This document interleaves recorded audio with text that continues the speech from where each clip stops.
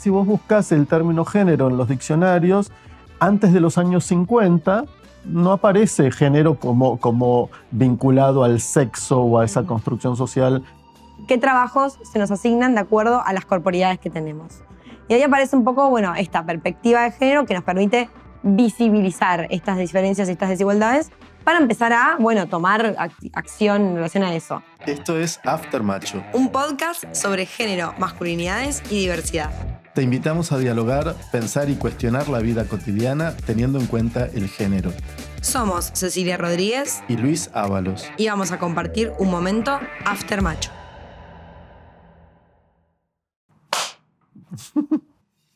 Esto es After Macho. Esto es After Macho. Y hoy vamos a hablar de... ideología de género. Ah, ¿me venís a adoctrinar? Ay, ya habíamos empezado. Directo. Esto es adoctrinamiento puro. Esto es adoctrinamiento puro y duro. No, ¿cómo adoctrinar? ¿Qué estás diciendo? Y sí, todos los que hablan de ideología de género en realidad nos quieren lavar la cabeza. Momentito. Vamos a aclarar que una cosa es estar diciendo que la ideología de género es adoctrinamiento y otra cosa es hablar de perspectiva de género, que es lo que nosotros manejamos. Ahí va, bien. ¿Cuál es la diferencia entre hablar de perspectiva y hablar de ideología?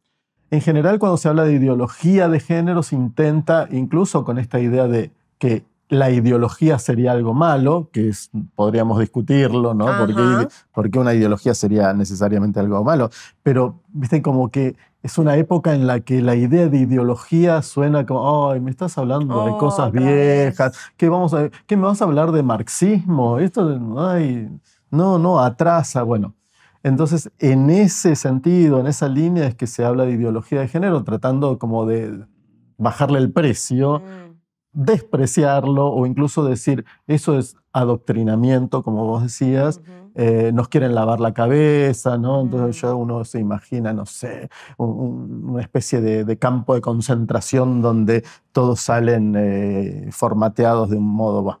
Sí, se me viene a la cabeza, ¿sabes qué? La imagen de, no sé si la conoces, la de Francesco Tonucci, La fábrica de la escuela, que escribe en los años 70, arranca ahí, ¿no? Varios libros que se llama Con ojos de niño. Hoy podríamos decir con ojos de infancia, ¿no? Ajá. Y él hace cómo las infancias ven el mundo adulto, ¿no? Y ilustra, ¿no? Todas esas ideas. Y hay una que se llama Fábrica de la escuela, donde entran todos como diferentes y salen todos igualitos. Bueno, y los que no entran en eso son los residuos. Mira, residuos, qué fuerte hablar de residuos. Y y además, bueno, un poco adrede, ¿no? Los residuos son las personas con adicciones, los que están como atrasados o no llegan a los tiempos, ¿no? Como, bueno, más del lado de la educación. Y esa imagen, no conocía a este autor, pero me lleva a una vieja imagen de la película The Wall. Claro. ¿No? Que se ve tal cual eso, como es una especie de línea de producción donde todos terminan igualitos. Qué fuerte eso y qué actual, ¿no? Qué actual, porque yo siempre lo uso cuando trabajo diversidades, ¿no? Y para hablar un poco de qué nos pasa con la diversidad, ¿no? Que nos vamos a meter en otro capítulo seguramente con esto. Pero pongo esa imagen y pongo el año, que es de los años 70, ¿no? Estamos, bueno, pasó muchos años hasta ahora y la realidad es que es muy actual. Entonces, mira, me voy un poco por las ramas, pero se puede, ¿no? Se puede. Estaba viendo en Netflix una serie que es un cuento de Philip Dick, filmado por Ridley Scott y que se llama The Man in the High Castle, el hombre en el castillo. Y hay una escena que es fuertísima donde hay dos tipos en la ruta y empieza a haber como una lluvia de cenizas y uno le pregunta, ¿qué es eso? Y dice, no, es del hospital porque a los lisiados y a los terminales los queman. Porque el Estado no se puede ocupar de esa gente que no sirve para nada. Mira, justo en otro capítulo que vamos a hacer vamos a hablar del Estado y un poquito de las políticas públicas. Pero volviendo a la perspectiva. Sí, bueno, que no es la ideología y que es completamente diferente. Que es la perspectiva de género y que por ahí para entenderlo tendríamos que repasar un poco de qué hablamos cuando decimos género. Me gusta, sí. Porque, ¿qué es el género? Claro, porque muchas veces se vincula la idea de género con mujeres, ¿no? Es un estilo musical. Es una tela. Es el una género. tela. Esto es género. Eso me contestan los adolescentes y las adolescentes cuando hablamos de género en las Y es escuelas. que tienen mucha razón, porque además si vos buscas el término género en los diccionarios, antes de los años 50 no aparece género como vinculado al sexo o a esa construcción social de la que hablamos, sino aparece esto. El género es una clase, es un estilo artístico o es una tela, ¿no? ¿Y por qué? Porque en los años 50 justamente desde la medicina se empieza a trabajar la idea de género cuando John Money, Robert Stoller trabajan con niños intersex. Ajá. ¿Qué son los niños intersex? Justamente son la evidencia de que en la especie humana no hay solamente varón-mujer, sino que hay individuos que tienen genitales que no se ajustan a esta idea binaria de pene varón, vulva mujer, sino que hay ahí unos genitales como medio indeterminados. Sí, también la intersexualidad son personas que también pueden tener características hormonales de ambos sexos, femeninos y masculinas. No necesariamente está expresado a nivel físico, a veces puede ser un cambio hormonal, ¿no? Tal cual. Y a veces nos damos cuenta en el momento en el que nace la persona y a veces nos damos cuenta más adelante, como en la adultez o en la adolescencia, cuando no se desarrollan los caracteres sexuales secundarios. Tal cual, pero todo eso justamente tiene que ver con cuando se empieza a profundizar en la idea de qué es lo intersex. Lo más evidente era cuando nacía una niña con genitales visibles y como que no se ajustaba ni a una cosa ni a la otra. Sí, es lo que antes se mal conocía como hermafrodita. Tal cual. Y pero hermafrodita, perdón, son una aclaración, son solo plantas y animales. Ahí Diana Mafia, que es una filósofa argentina, trabaja mucho esto y lo explica muy bien, cómo la medicina inmediatamente intenta, bueno, esto que es indefinido lo tenemos que normalizar hacia algún lado y entonces ahí intervienen esos cuerpos. Categorizar, ¿no? Sí, como que tiene que entrar dentro de una categoría. Y como que toda esta intervención también, bueno, cómo violentan esos cuerpos. La cuestión es que estudiando todo esto aparece entonces esta nueva categoría de género, como primero hablaban de roles de género, ¿no? Como esta construcción social donde no tiene necesariamente que ver con el sexo en sentido biológico. Exactamente. Y hay distintos autores, distintas autoras que trabajan esto. Una de las quizás primeras es John Scott, y nombra al género como una categoría de análisis. Y para que se entienda que es una categoría de análisis, podríamos decir que es como unos lentes, ¿no? Como si fueran unos anteojos por los cuales observamos la realidad, que nos permite de alguna manera visibilizar algo que es comúnmente aceptado, ¿no? O está naturalizado en la sociedad. Y entonces nos va a decir que la categoría de análisis, el género como categoría de análisis, nos permite visibilizar, en principio, las desigualdades entre los géneros, como por ejemplo varón-mujer, y qué efecto tiene eso en las personas y en la vida cotidiana. Y eso tiene que ver con algo que el feminismo venía trabajando, sobre todo en los años 60, y que es por qué de la diferencia anatómica luego pasamos a una desigualdad en lo social, ¿no? Porque es claro que los cuerpos presentan diferencias, somos diferentes. Ahora, que seamos diferentes no necesariamente debería implicar que haya una desigualdad, es decir, que haya algunos que sean considerados superiores y otros inferiores, ¿no? Sí, es que bueno, también hay algo ahí como el efecto de las características físicas que tenemos las personas, el efecto que tiene en los lugares que ocupamos en la sociedad, ¿no? Los roles de género, vamos a decir. Y podemos hablar ahí también de la división sexual del trabajo, que hablamos un poquito en la primera temporada sobre esto, que es como qué trabajos se nos asignan de acuerdo a las corporidades que tenemos. Y ahí aparece un poco, bueno, esta perspectiva de género que nos permite visibilizar estas diferencias y estas desigualdades para empezar a, bueno, tomar acción en relación a eso. Pero bueno, también hay algo como en la postura de los distintos feminismos a lo largo de los años que tienen distintas como mirada y cosas que buscan hacer en relación a estas desigualdades. Sí, y hablando de las distintas formulaciones teóricas, los distintos trabajos, que hay muchísimo, ¿no? Vos recién nombrabas a John Scott, hay muchísima gente que ha trabajado esto, pero por ejemplo Judith Butler es otra autora que que trabaja la categoría género y que ahí ya lo despega de la idea de del sexo como dato biológico, y ella, estoy simplificando, la obra los amantes y las amantes de Butler me van a odiar, pero es una simplificación extrema la que estoy haciendo, pero la idea de Butler es que la categoría género es primero. Ajá. No es que del sexo o la diferencia sexual anatómica se deriva luego género, sino que es como esto que decías de los anteojos. Ella lo nombra de un modo que es más complejo, pero ella habla de matriz de inteligibilidad. O sea, desde dónde entendemos el mundo. Y que esa categoría es primero, y que justamente por tener esa categoría es que luego vemos la diferencia en los cuerpos. ¿No? Bueno, y esta frase, mujer no se nace, sino que se llega a serlo. De Simone de Beauvoir. De Simone de Beauvoir. Un poco nos invita a cuestionar esta naturalización de, bueno, el cuerpo que tengo es quien soy, ¿no? De acuerdo a lo social. Ahora, vos me bardeabas al principio por el adoctrinamiento de la ideología de género y dijiste algo, mencionaste una palabrita que es clave, me parece, que es visibilizar. Y de lo que se trata no es de tratar de adoctrinar, de lavar cabezas, no, se trata de visibilizar una desigualdad, algo que conocemos y sin embargo naturalizamos, ¿no? Sí, y ahí aparece mucho el lenguaje, ¿no? Y acá por ahí no me quiero ir tan por las ramas, pero quizás sucede.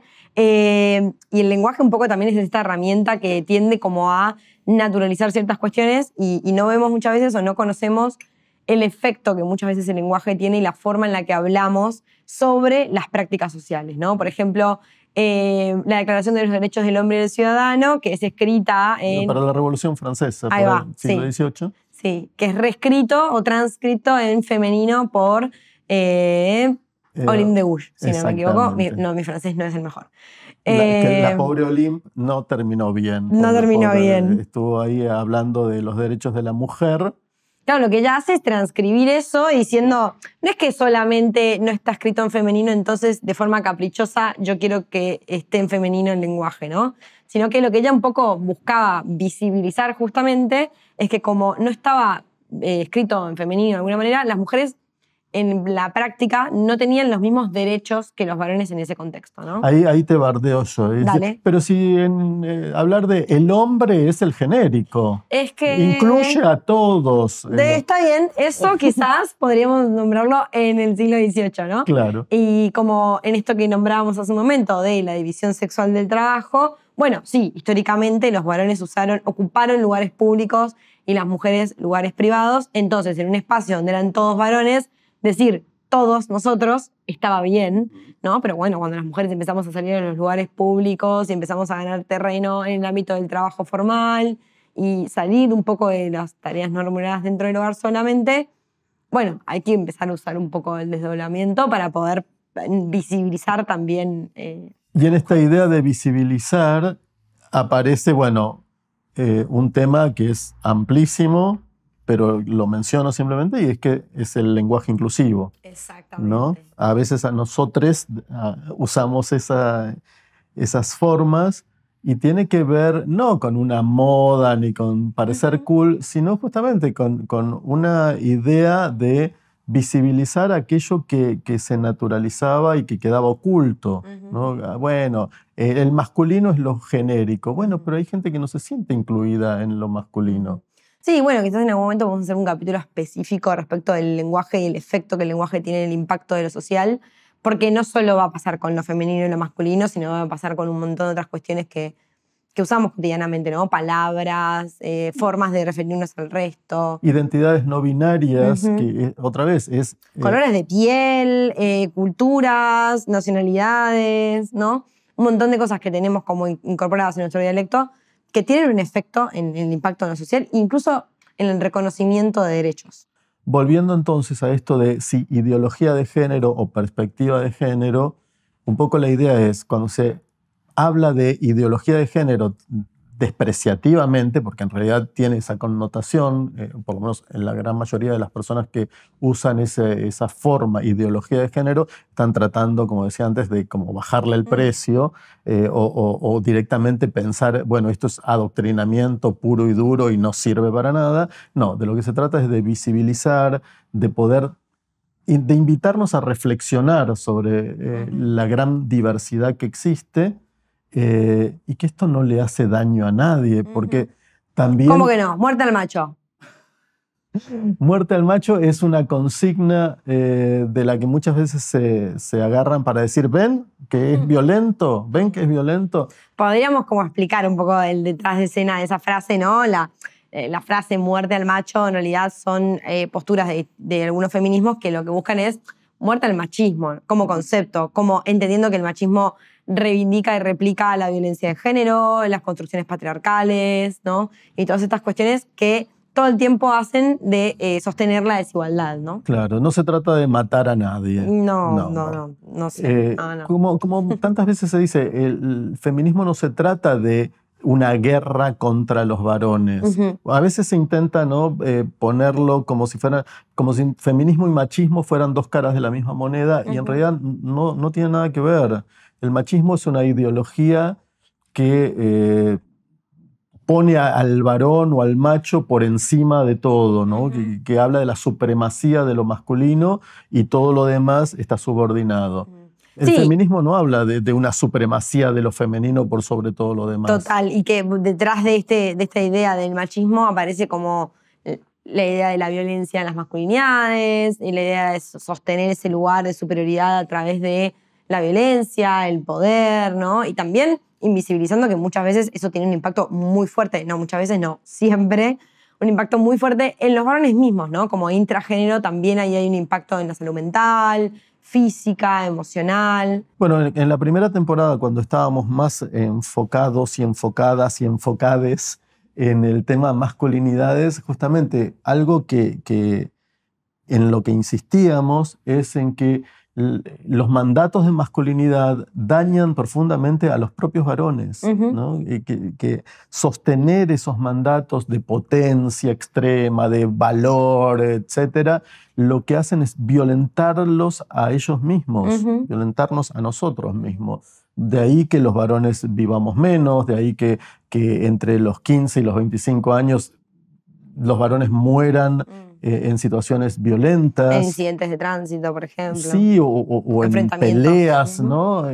Esta idea de, bueno, el cuerpo se la tiene que aguantar, tenés que bancar, tenés que no tener miedo, en fin. Una cantidad enorme de cosas que hacen que las vidas de los varones entren en riesgo, se pongan en riesgo, en nombre de ese mandato de, bueno, yo soy macho y me la banco.